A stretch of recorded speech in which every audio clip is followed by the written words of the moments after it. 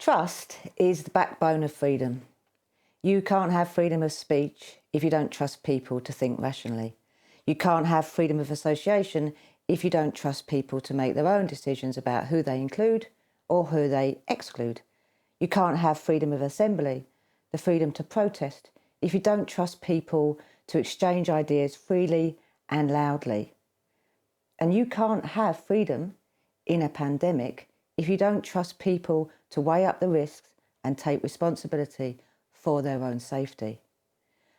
But unfortunately, our government and our members of parliament do not trust us, and that's a big problem.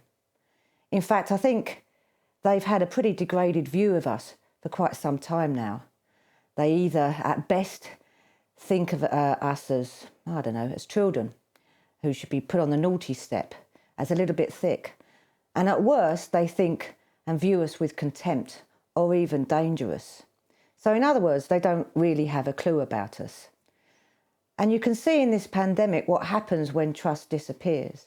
I mean, the political lot have brought in so many more rules. They've brought in unhinged regulation after regulation. They've created draconian laws behind closed doors, and they have stripped us of our freedoms and our liberties just like that. So the pandemic shows me how deep their distrust of us is, how little the authorities believe that we can legislate our own lives.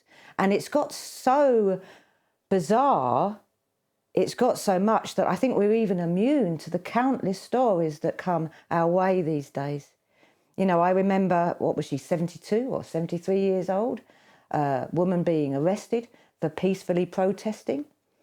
I remember the image of the van of armed police officers ramming into a gym, I think it was in Liverpool, just because the owner wanted to remain open and to keep his customers and his business safe.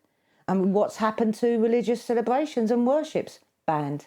Lockdowns and curfews extended to God knows when. Students across the country literally locked up, and caring relatives busting out their loved ones from care homes only to be stopped and even questioned.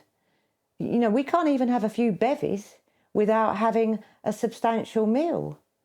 So this is serious. I think for decades now, we've been treated like fools and nudged and told what to eat and drink and even think, and that's bad enough. But now we're in a position where we're threatened with arrest if we go and see our granny. So I think, stop now.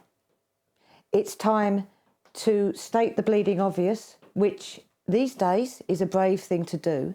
We're the problem. I think we need to remind ourselves that we're not the problem, that we shouldn't be under suspicion. And Spike's motto is humanity is underrated, and this has never been so true.